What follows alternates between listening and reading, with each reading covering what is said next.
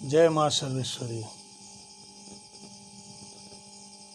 अभ्यंतर के देवता के विषय में कुछ प्रश्न आए हैं कि अभ्यंतर का देवता की पूजा की पद्धति बताएं।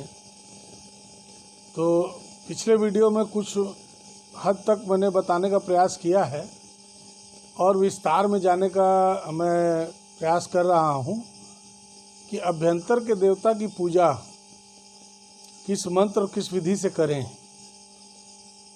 तो मंत्र तो देखिए सर्वोपरि गुरु मंत्र ही है जो अभ्यंतर के देवता को जागृत करता है। अगर आप गुरु मंत्र का अभ्यास नित्य प्रतिदिन करते हैं तो अभ्यंतर का देवता पूर्ण रूपेण जागृत हो जाता है।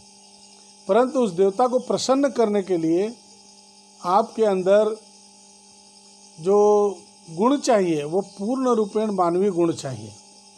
मानवता के गुणों में जैसे करुणा, मैत्री, सद्भावना और सबके लिए सहायक हो, आप सबके लिए प्रयास करें।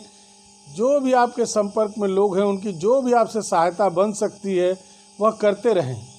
ये इससे एक अभ्यंतर के देवता की प्रसन्नता इतनी तेज़ी से होती है, इतनी तीव्र गति से होती है कि वह अभ्यंतर का देवता जो है आपको बहुत सारे प्रेरणाएं देना शुरू कर देता है, अच्छी प्रेरणाएं देना शुरू करता है और आप उससे अपने जीवन को बहुत सुंदर, बहुत अच्छा बना सकते हैं। देखिए, जब आपके अंदर ये गुण हो जाए, आप किसी से ईर्ष्या, द्वेष, दंभ को त्याग करके आप जब उससे मैत्री करेंगे, मैत्री करना जरूरी नहीं है कि कोई आपसे कितना भी चिढ़ता हो, कोई आपसे कितना भी दुखी हो, आप अपने तरफ से अगर प्रयास करेंगे तो एक बार वो भी मजबूर हो जाएगा आपसे मित्रता करने के लिए। तो आप पहले इस चीज़ को ध्यान दें कि हमारा अपना स्वभाव, अपना चरित्र क्या होना चाहिए। जब आप अपने चरित्र पर ध्यान देंगे, सिर्फ दूसरों को नहीं देखेंगे, दूसरे अपने चरित्र के भागीदार हैं, वो अपने चरित्र के लिए वो स्वयं जिम्मेदार हैं। उनके चरित्र पर आपको ध्यान देना ही नहीं है, कौन किस चरित्र का है, समझ गए। आपको सिर्फ और सिर्फ आप अधिकारी भी हैं अपने ही चरित्र को ध्यान देने के लिए। तो आप किसी के भी लिए आप कठिन मत बनिए, आप सबके लिए सरल हो जाइए। आपसे संपर्क में आने वाला हर व्यक्ति आप तक संपर्क करे तो वह आपको पूर्ण सरल रूप में प्राप्त करें। और जितनी आप अपने आप को सरल बनाते जाएंगे, जितना आप अपने आप में सरलता से जीवन बिताएंगे, आप सरलता से ही सबके साथ पेश आएंगे, तो आपका अभ्यंतर का देवता उतना ही तेज़ी से आपको आगे ऊपर उठाता चला जाएगा। इसलिए जीवन में सहज और सरल होना बड़ा ही कठिन कार्य है, लेकिन यह नामुमकिन नहीं है। जीवन में मैंने तो जहाँ तक अपने अंदर महसूस किया है कि जीवन में सबसे कठिन कार्य मेरे को वही हुआ कि मैं अपने आप को सरल बनाने का प्रयास किया। सरल बनना ही बड़ा कठिन है, चूँकि यह जो दिमाग है हमारा, या जो वातावरण है हमारे आसपास, जो हमारे पास अड़ोसी पड़ोसी, हमारे सगे संबंधी जो हमसे व्यवहार करते हैं, वह इतना ही ज़्यादा चालाकी से करते हैं, इतनी ज़्यादा चतुराई उसमें लगा कर करते हैं कि हम समझ तो जाते हैं। और जैसे ही हमें समझ में आता है तो मेरा दिमाग भी, मेरी इच्छा भी होती है उनके साथ भी मैं चतुराई करूं। लेकिन यह उचित नहीं है, यह आपके चरित्र को गंदा करेगा, आपके चरित्र को और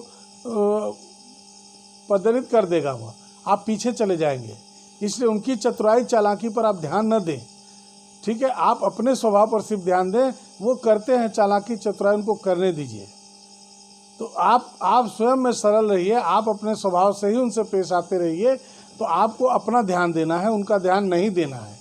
जब आप इस तरह से जीवन बिताएंगे तो आपके अभ्यंतर का देवता, आप देखेंगे कि वह देवता इतना मगन आपको कर देगा, इतना मगन करेगा कि आपका जीवन इस पृथ्वी पर, इस धरती पर जैसे स्वर्ग में कोई रहता है उस तरीके हो जाता है। स्वर्ग की कल्पना जैसे की जाती है, स्वर्ग में ऐसा होगा वैसा होगा, बड़े सुख आनंद की अनुभूति होती है। तो सरकार बाबा ने भी कहा है, स्वर्ग और नर्क जैसा लोक कहीं अन्यत्र नहीं है, यही पृथ्वी। इसी पृथ्वी पर कुछ लोग स्वर्ग में रहने जैसा रह रहे हैं, कुछ लोग नर्क में रहने जैसा रह रहे हैं। तो जो ज़्यादा जितनी चतुराई कर रहा है, जितनी चालाकी से जीवन बिताना चाह रहा है, वो उतना ही नर्क का जीवन प्राप्त कर रहा है। नारकीय जीवन उसका हो जा रहा है। और जो जितना धीरे धीरे अपने आप को सरल बनाता जा रहा है, सहज बनाते जा रहा है, सबके लिए मैत्री कारक हो रहा है, सबके लिए हृदय में करुणा रखता है, सभी जीव प्राणियों के लिए करुणा रखता है, वह इसी पृथ्वी पर स्वर्ग में रहने सरीखे रह रहा है। तो यह पृथ्वी आपको स्वर्ग और नरक का बोध कराएगी। तो जीवन में आप अपने जीवन में करुणा, मैत्री, सद्भाव इसको ही जगह दें, अन्य किसी चीज़ों को आप जगह न दें, जिससे आपका जीवन इस पृथ्वी पर स्वर्ग में रहने सरीखे जीवन आप बिताएंगे। इसलिए आपको आगे से इस चीज़ पर ध्यान देना है कि बस मुझे किसी दूसरे के चरित्र को नहीं देखना, मुझे सिर्फ अपने चरित्र को देखना है, और चतुराई और चालाकी से मैं सिर्फ और सिर्फ नरक की ओर ही बढ़ूँगा।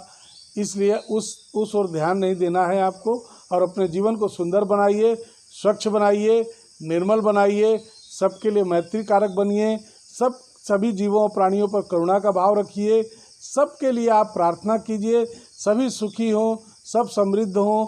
जब सारे लोग सुखी और समृद्ध होंगे तभी आपको वास्तविक जीवन का आनंद भी आएगा।